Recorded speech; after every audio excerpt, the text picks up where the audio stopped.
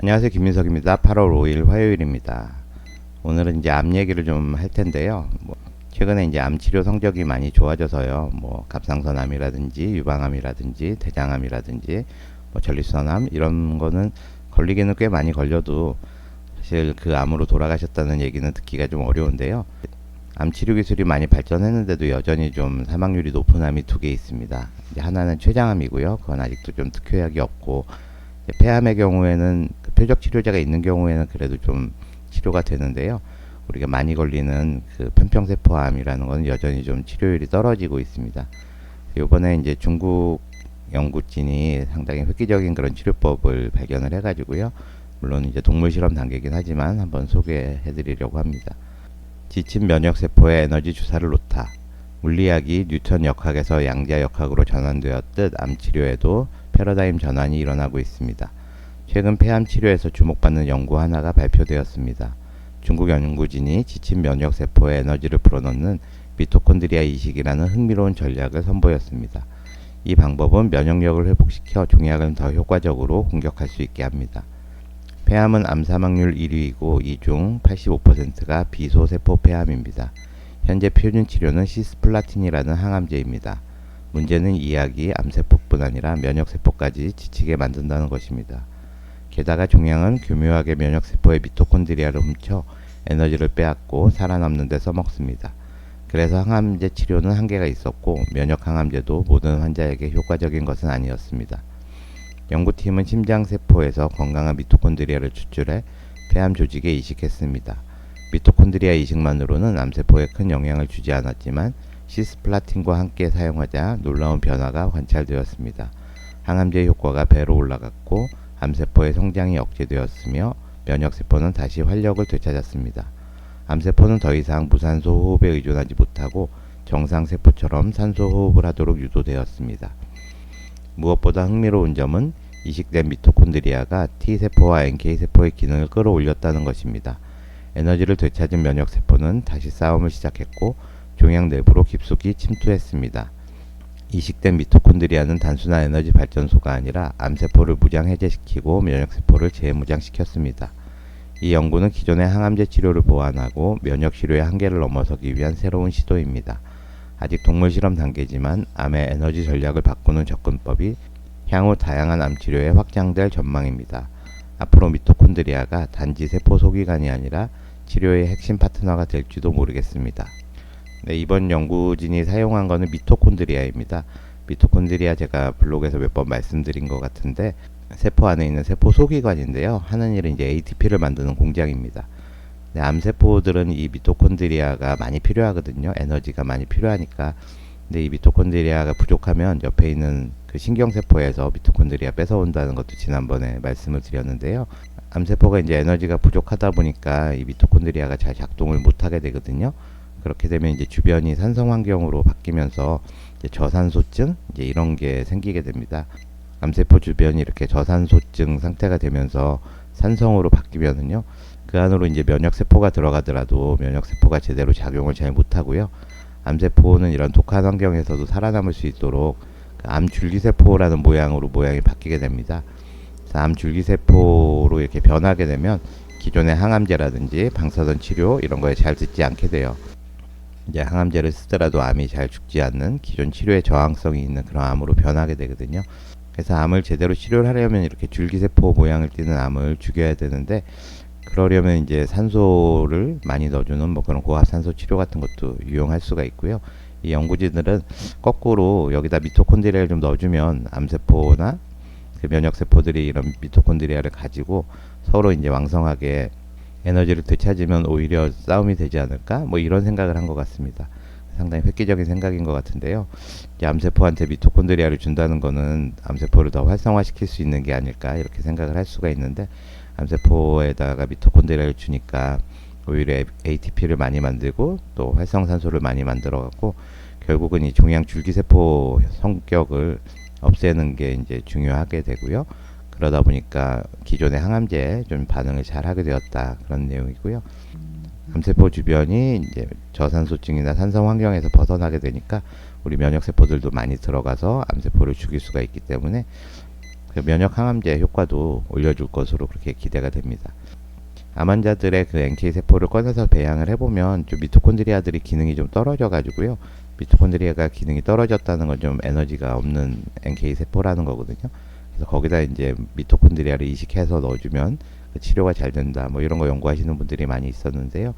이번 연구에서도 아마 그런 것들을 좀 뒷받침하는 연구가 되지 않을까. 캔서 바이올로지 메디슨이라는 곳에 이제 실린 논문이고요. 미토콘드리아 트랜스플란테이션, 이게 미토콘드리아를 이식해 주는 거죠. 센스타이즈 케모테라피라는 게 항암 치료를 더 민감하게 잘 듣게 해준다는 거고요. Inhibit tumor development by enhancing anti-tumor immunity. 그러니까 안티튜머 이뮤니티라는 게 종양에 대항해서 싸우는 면역력을 높여줌으로써 종양이 커지는 거를 이제 억제해 준다. 뭐 이런 뜻입니다.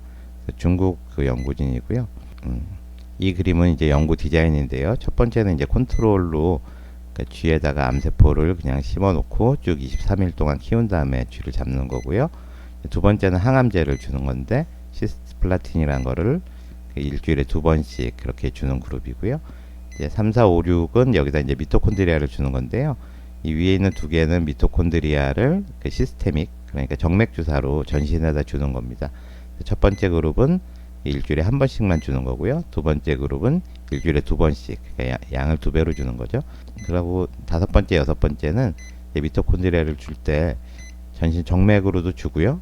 또 암에다 직접 찔러서 로칼이라 그래서요. 직접 암에다가 미토콘드리아 직접 찔러서 주는 건데 이거를 일주일에 한 번씩 주는 게 있고 이거는 일주일에 2번씩. 그래서 이 마지막 그룹이 가장 그 미토콘드리아를 많이 주는 거죠. 시스테믹으로도 주고 암에 직접 찔러서도 주면서 일주일에 2번씩 이제 주는 건데요. 네, 이렇게 했을 때 이제 컨트롤이고 이거는 시스플라틴을 일주일에 2번 준 거, 이건 시스플라틴에다가 미토콘드리아를 일주일에 한 번, 이건 시스플라틴에 미토콘드리아 일주일에 2번, 이건 시스플라틴 주면서 미토콘드리아를 종양에도 주고 또 시스테믹하게도 준 거를 일주일에 한 번. 이거는 전신과 종양에 미토콘드리아 일주일에 2번 준 건데요. 쥐 5마리를 이렇게 했을 때 보시면 시스플라틴만 준 것들보다는 이렇게 미토콘드리아를 2번 준 게 훨씬 종양세포가 작다는 걸 알 수가 있고요. 이제 5마리 평균을 해보면 이제 컨트롤은 이제 종양의 크기가 이만한데요. 시스플라틴을 쓰게 되면 종양이 한 절반 정도로 이제 암세포가 줄어드는데 여기 미토콘드리아를 2번씩 주면 훨씬 더 줄어든다. 이걸 알 수가 있고 이거는 23일 때까지 종양의 크기를 쭉 이제 재본 거거든요. 그랬을 때 마지막이 시스플라틴하고 미토콘드리아를 2번 주니까 종양세포가 이제 천천히 자랐다는 거. 시스플라틴만 써서는 요 정도 크기가 작아지는데 이보다 훨씬 더 작아졌다는 걸 알 수 있습니다. 그래서 시스테믹하고 로컬로 일주일에 2번씩 이렇게 주는 것이 가장 효과가 좋았다는 것을 보여주는 그림이고요. 조직 사진으로 보면 이제 암세포인데요. 시스플라틴을 쓰면 약간 이제 암세포가 죽는 것을 볼 수가 있고요. 미토콘드리아를 2번씩 이렇게 전신하고 종양에다 놔주니까 이게 암세포 괴사된 거거든요. 이제 괴사된 부분이 훨씬 늘어났다. 히프1 알파라는 것이 이제 암세포 안에 저산소인 암세포가 얼마나 많은지 이제 보는 건데 일단 컨트롤에는 저산소면 이렇게 고동색으로 보이거든요. 이제 상당히 많은데 시스플라틴에 미토콘드리아를 2번씩 넣어주니까 저산소 부분이 상당히 줄어들었다는 거고요. 그래프로 표시하면 저산소 영역이 이렇게 한 28% 정도 되던 게 미토콘드리아를 넣어주니까 저산소 영역이 상당히 줄어들었다는 걸 알 수가 있습니다. 그러니까 암세포의 저산소증을 이제 극복을 해주기 때문에 항암 치료가 잘 된다는 그런 내용이고요. 이제 CD44하고 밑에 있는 CD133은 종양 줄기세포 마커인데요. 컨트롤에서는 이제 상당히 종양 줄기세포가 많은데 이제 미토콘드리아를 2번씩 넣어주니까 종양 줄기세포의 부분이 상당히 줄어들었다. 종양 줄기세포가 20% 이상이었다가 이제 10% 정도로 줄어들어서 미토콘드리아를 넣어주면은 이제 종양 줄기세포 부분이 줄어든다는 그런 데이터고요. 이건 종양 내에 활성산소가 얼마나 많이 생기는지를 본 건데요. 컨트롤에서는 활성산소가 그렇게 많지 않은데 시스플라틴을 넣어주면 이만큼 증가를 하고 여기에 미토콘드리아를 이식해주면 이제 ROS가 더 많이 생긴다. 그러니까 미토콘드리아가 열심히 일을 하면 활성산소가 많이 생기거든요. 이렇게 ROS가 많이 생기게 되면 종양이 에이포토시스라는 게 있어서 이제 죽게 되거든요. 그래서 그거를 보는 게 터널 염색인데 이제 컨트롤에서는 이 정도 에이포토시스가 일어나는데 미토콘드리아를 같이 넣어주니까 이렇게 많아지는 거를 보여주고요. 이제 그래프로 보면 컨트롤에서는 한 20몇 퍼센트 정도에서 에이포토시스가 있는데 한 60% 이상으로 에이포토시스가 미토콘드리아를 넣어줬을 때 많아진다. 그런 내용입니다. 이 그림은 이제 종양 세포 내에 이제 T 세포하고 뭐 CD4, CD8 T 세포하고 NK 세포가 얼마나 많아지는지 보는 건데요. 아무 처리도 안 한 암세포에서는 10% 정도가 이제 T 세포인데요.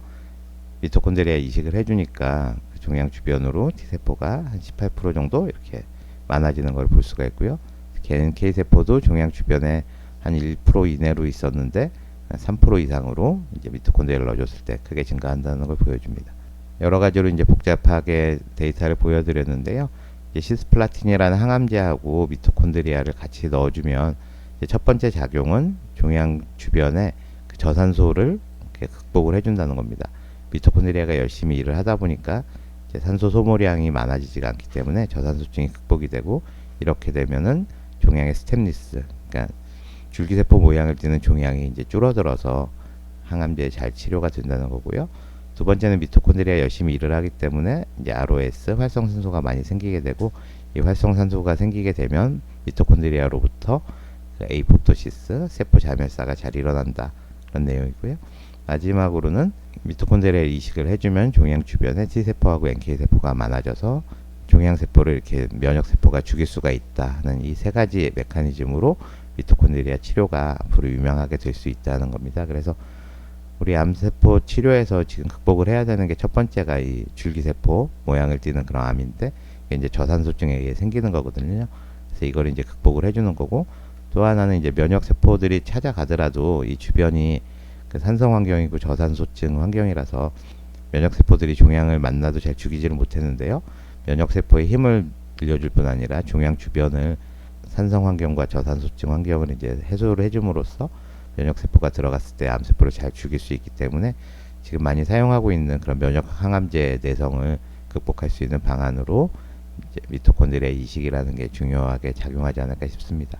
그래서 다른 암들은 그 면역 항암제 잘 듣는데 이제 폐암 중에 특히 이제 편평세포 암종 같은 경우에는 잘 안 들어가지고요. 그 암 환자들 이제 신약이 맞은데도 왜 나는 치료가 잘 안 될까, 이런 걸로 고민들 많이 하셨는데요.